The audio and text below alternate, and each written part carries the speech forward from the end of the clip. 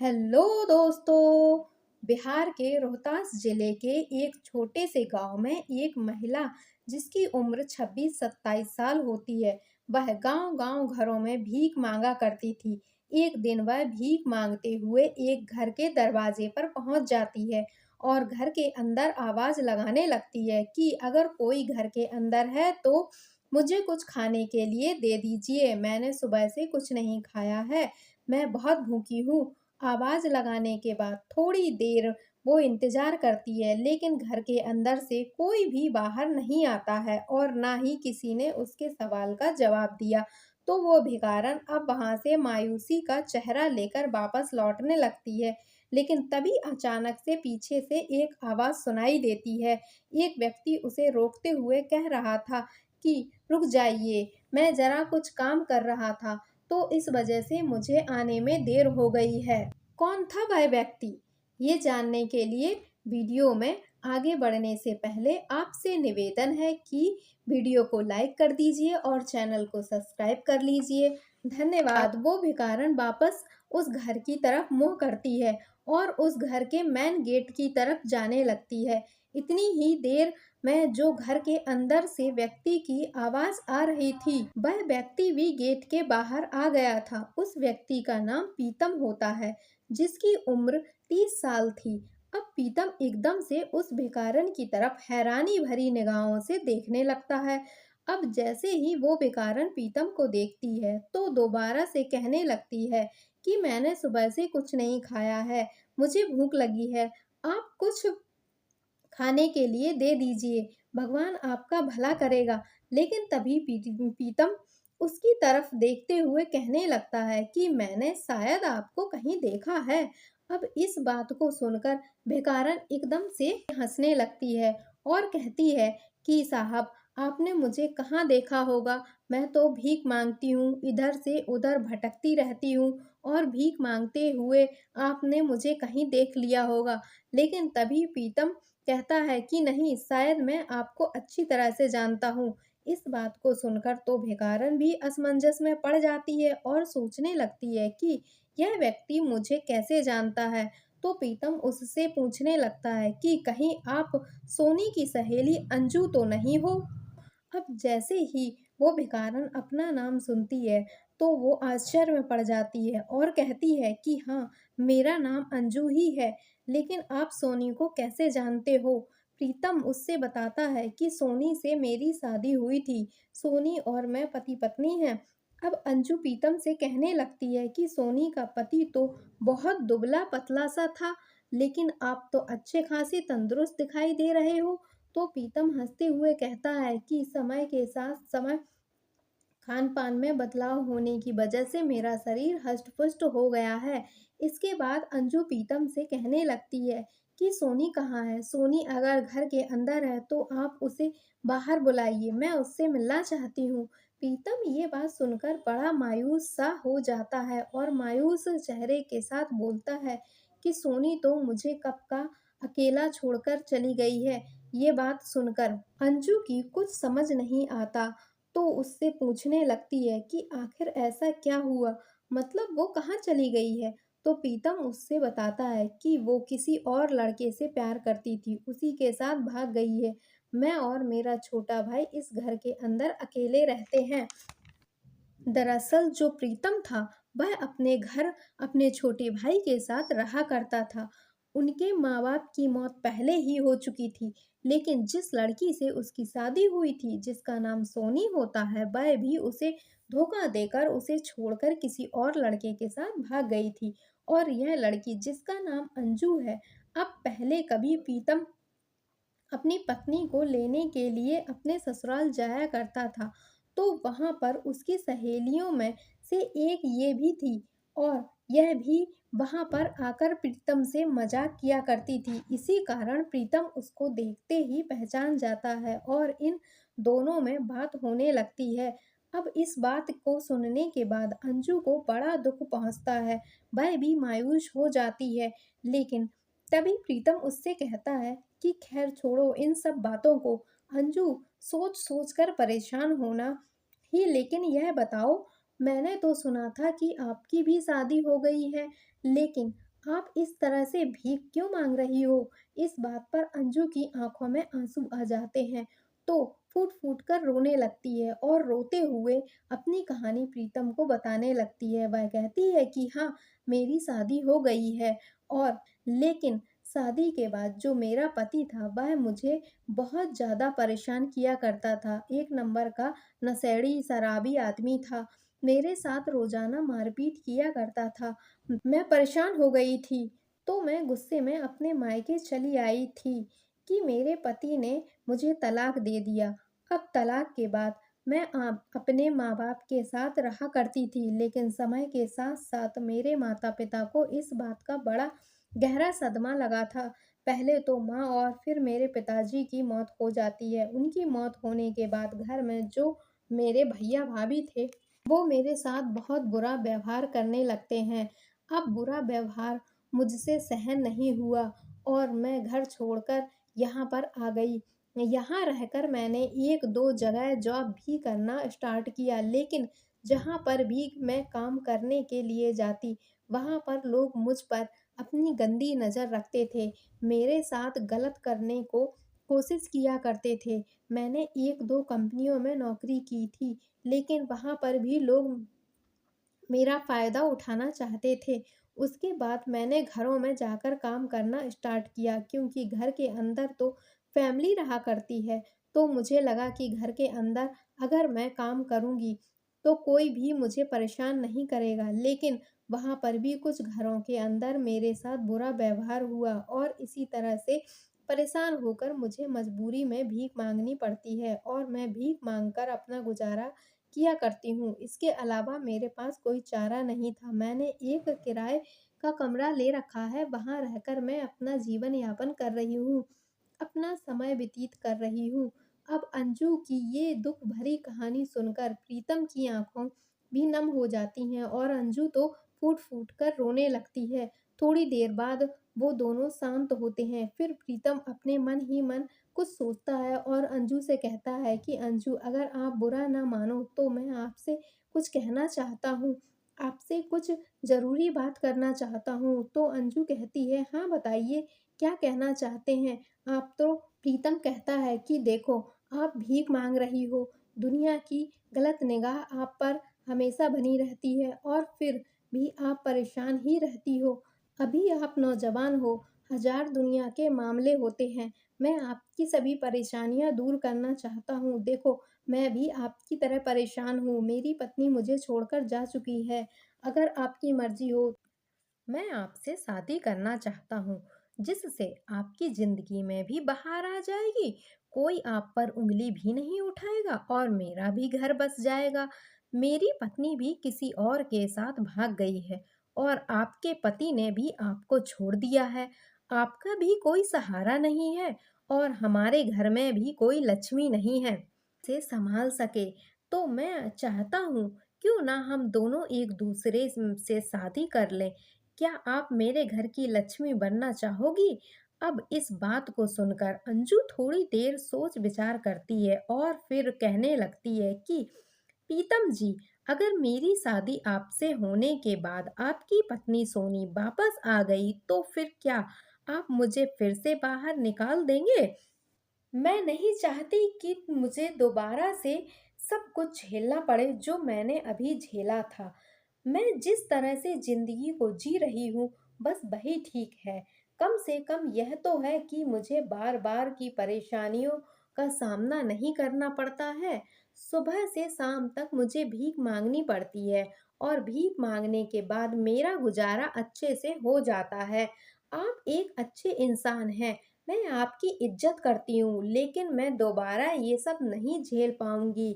तभी प्रीतम उससे कहता है कि मेरी पत्नी से मेरा तलाक हो गया है और अब वो कभी मेरे पास नहीं आएगी। इसीलिए मैं आपसे कह रहा हूँ कि हम दोनों एक दूसरे से शादी कर लेते हैं। मैं आपकी ज़िंदगी बनाना चाहता हूँ, खराब करना नहीं चाहता, और अगर कभी ज़िंदगी में वो वापस भी लौटी, तो मैं इस बात का आपको भरोसा दिलाता हूँ कि उसे बिल्कुल भी अपने साथ नहीं रखूँगा। ऐसी धोखेबाज और घटिया औरत का कोई भरोसा नहीं है।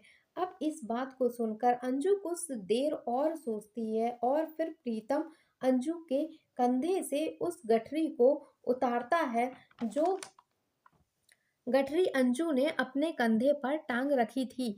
उसके हाथ से कटोरा लेता है और उस कटोरे को दूर फेंक देता है। अंजू का एक हाथ पकड़कर उसे अपने घर के अंदर ले जाता है, अपना घर दिखाता है, बताता है कि यहाँ मैं और मेरा छोटा भाई रहते हैं। अब आपको यहाँ पर कोई भी परेशानी नहीं होने वाली है और यह मेरा घर है। अब पूरे घर को अंजू को दिखाता है, तो अंजू जैसे ही घर को हालात को देखती है तो उसे रहा नहीं जाता। वो प्रीतम से कहती है कि चलो कोई बात नहीं, ठीक है, आज से ये मेरा भी घर है ना। तो प्रीतम हंसते हुए कहता है कि हाँ बिल्कुल, आज से ये आपका घर है और आपको यहीं पर रहना है। तो अंजू घर के अंदर जाती है, झाड़ू निकालती है और उस घर की साफ सफाई करने लगती है। इधर जो प्रीतम होता है वो छत पर चला जाता है कुछ काम को करने के लिए। अब थोड़ी देर बाद प्रीतम का छोटा भाई बाहर किसी काम से गया हुआ था। वो अब से घर के अंदर आता है। जैसे ही वो घर के अंदर घुसा तो घुसते ही देखता है कि घर के अंदर एक महिला है और वो घर की साफ सफाई कर रही है। तो उसे देखकर बड़ी हैरानी होती है और वह उससे कहने लगता है कि अरे कौन हो तुम, यहाँ क्या कर रही हो, कहीं चोरी करने के लिए हमारे घर में तो नहीं घुस आई हो। ऐसा कहकर उसे डांटने लगता है, लेकिन तभी अंजू कहती है कि अरे हमारे घर में आकर हमें ही चोर बता रहे हो और पूछ रहा है मैं कौन हूँ? तुम बताओ तुम कौन होते हो मुझसे ये सब पूछने वाले। तब यह बात सुनकर जो प्रीतम का छोटा भाई था उसे गुस्सा आ जाता है और अंजू का हाथ पकड़कर उसे घर से बाहर घसीटने लगता है। वो अंजू को घसीटते हुए बाहर आंगन में ले आया था। इतनी ही देर में जो उसका बड़ा भाई था प्रीतम, वो छत से नीचे की तरफ देखने लगता है क्योंकि अंजू उसे छूटने की कोशिश कर रही थी और वो उसे खींच रहा था। तभी प्रीतम अपने छोटे भाई को आवाज लगाता है, कहता है कि इन्हें छोटे इनकी इसमें कोई गलती नहीं है, तू थोड़ी देर रुक, वहीं पर आ रहा हूँ। इसके बाद प्रीतम अपनी छत से उतरकर वहीं पर पहुंच जाता है जहां पर उसका छोटा भाई और अंजू दोनों खड़े हुए थे। अब वह अपने छोटे भाई का पूरी बात बताता है और कहता है कि ये तेरी भाभी भी की सहेली है और यह भीख मांगती हुई इधर उधर भटक रही थी। तेरी भाभी तो मुझे छोड़कर चली गई थी और इनके पति ने भी इनको तलाक दे दिया था। तो मैंने सोचा क्यों ना ये हमारे घर की लक्ष्मी बन जाए और हमारे घर का सहारा बने। इस तरह से हमारा गुजारा भी अच्छी तरह से हो जाएगा और इनका समय भी अच्छी तरह से व्यतीत होने लगेगा। अब इस बात को सुनकर पहले तो उसके छोटे भाई को थोड़ा-सा आश्चर्य होता है कि अभी थोड़ी देर पहले ही तो वो यहाँ से गया था, जब तो ऐसी कोई बात नहीं थी और अब इतनी ही देर में घर के अंदर एक सदस्य बढ़ गया। लेकिन उसके बाद वह कहता है कि भैया वो सब तो ठीक है, लेकिन अगर इन्हें ऐसे घर के अंदर रखोगे तो गाँव वाले हम पर उँगली उठाएँगे और चारों तरफ हमारी बदनामी हो जाएगी। अब प्रीतम को भी यह बात सही लगती है और वह भी इस बात पर थोड़ी देर सोच विचार करता है और कहता है बताओ छोटे फिर क्या करना चाहिए? तो वह कहता है कि अगर आपको इस घर में इन्हें रखना है तो आपको पहले मंदिर में जाकर इनसे शादी करनी चाहिए। इसके बाद हमारी भाभी बनकर इस घर में आराम से रह सकती हैं। प्रीतम को भी अपने छोटे भाई की बात समझ आ जाती है। शादी तो उसे करनी ही थी, क्यों ना वो पहले ही कर ले। वह अपने छोटे भाई को प्रधान जी को बुलाने के लिए भेजता है और फिर प्रधान जी के आने का इंतजार करने लगता है। थोड़ी देर बाद प्रधान जी भी वहाँ पर आ जाते हैं और वहाँ आने के बाद वह प्रधान जी को भी पूरी कहानी बताता है और कहता है कि इनका भी इस दुनिया में कोई नहीं है और मेरा भी इस दुनिया में कोई नहीं है। तो मैं सोच रहा हूँ कि इनसे शादी कर लूँ और शादी करने के बाद हमारा घर बस जाएगा, हमारा नया परिवार बनेगा और इनकी ज़िंदगी के दुःख भी दूर हो जाएँगे। अब जो प्रधान जी होते हैं वो भी इस बात से सहमति जताते हुए कहते हैं क्योंकि यहाँ पर दो लोगों की जिंदगी में खुशहाली लौटकर आने वाली थी, तो वो भी इस बात की अनुमति दे देते हैं। अब गांव के कुछ लोगों को इकट्ठा किया जाता है और गांव के ही एक मंदिर में दोनों की शादी करवा दी जाती है। शादी के बाद अंजू प्रीतम के साथ रहने लगती है और उनके घर की लक्ष्मी बन जाती है और इसी तरह से धीरे धीरे समय व्यतीत होता है। समय के साथ साथ अंजू को एक बेटा नसीब होता है और प्रीतम बड़ा ही खुश हो जाता है। अंजू अपने घर और बच्चे की अच्छी तरह से देखभाल करती है, लेकिन एक दिन शाम को वो अपने पति से कहती है कि अगर आपको किसी दिन टाइम हो तो एक दिन का टाइम मेरे लिए निकालना। अब इस बात को सुनकर पहले तो प्रीतम थोड़ा सा हैरान होता है, लेकिन फिर वो पूछता है कि आपको क्या काम है? तो कहती है कि यह काम मैं आपको वहीं पर चलकर बताऊंगी और वहां पर आपको मेरे साथ ही जाना होगा। तो अपनी पत्नी की भावनाओं की कदर करते हुए उससे कहता है कि ठीक है, कोई बात नहीं, आपको जब भी चलना हो मुझे बता देना और आपके लिए तो मेरे पास हमेशा टाइम ही टाइम है। क्योंकि प्रीतम उसका भाई अपनी पुश्तैनी जमीन पर खेती करते थे, तो खेती बाड़ी में उसका इतना जरूरी काम नहीं था कि रोज रोज उसे जाना ही पड़े। तो इसी वजह से वो उससे कह देता है कि कोई बात नहीं, आपको जब भी चलना हो बता देना। तो दोस्तों, एक 2 दिन बाद अंजू अच्छे से तैयार होती है और अपने पति से भी तैयार होने के लिए कहती है। प्रीतम भी उसके कहे अनुसार तैयार हो जाता है और दोनों पति पत्नी छोटे से बच्चे को लेकर कहीं जाने के लिए निकल पड़ते हैं। अब रास्ते में प्रीतम अंजू से पूछता है कि हम लोग जा कहाँ रहे हैं? तो अंजू से बताती है कि आपको मेरे मायके चलना है, क्योंकि वहां पर मेरे भैया भाभी ने मुझसे बहुत ही बुरे बुरे अपशब्द कहे थे, उन सभी का बदला लेना है। मैं उन लोगों को दिखाना चाहती हूँ कि तुम लोगों ने भले ही मुझे ठुकरा दिया, लेकिन ऊपर वाले ने मुझे गले से लगाया और उसके बाद मेरी जिंदगी को दोबारा से संवार दिया। इस बात को सुनने के बाद प्रीतम भी उसे पूरे साहस के साथ अंजू के मायके में पहुंच जाता है। वहां जाने के बाद अंजू को अपने घर के दरवाजे पर खड़ी हो जाती है और अपने भैया भाभी को आवाज लगाकर बुलाने लगती है, जोर जोर से आवाज लगाती है। उसकी आवाज़ों को सुनकर वहाँ पर कुछ लोग भी इकट्ठा हो जाते हैं जो उनके पास पड़ोस में रहते थे।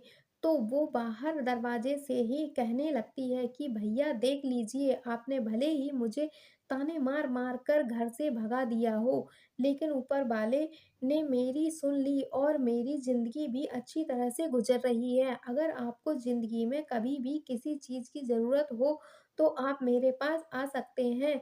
क्योंकि दोस्तों, उसके भैया भाभी ने जरा जरा से खाने पीने के सामान को लेकर अंजू ज्यादा ताने मारे थे और इस तरह से उन लोगों ने उसका जीना हराम कर दिया था। इसी वजह से अंजू अपने घर को छोड़कर चली गई थी, लेकिन उसके बाद भी उसके भैया भाभी ने एक बार भी उसे ढूंढने की कोशिश नहीं की थी। अब जो लोग चारों तरफ वहां इकट्ठा हो गए थे, वहां भी अंजू की इस बात को सुनते हैं और इन बातों को सुनने के बाद जो उसके भैया भाभी होते हैं उनके मुंह नीचे ही लटक जाते हैं, क्योंकि उन्होंने अंजू के साथ बहुत बुरा और गलत बर्ताव किया था और यह बात चारों तरफ के लोगों को भी पता थी। क्योंकि अक्सर पड़ोसी को हमारे घर के बारे में हमसे ज्यादा पता होता है, तो ऐसा ही कुछ अंजू के घर में हुआ करता था।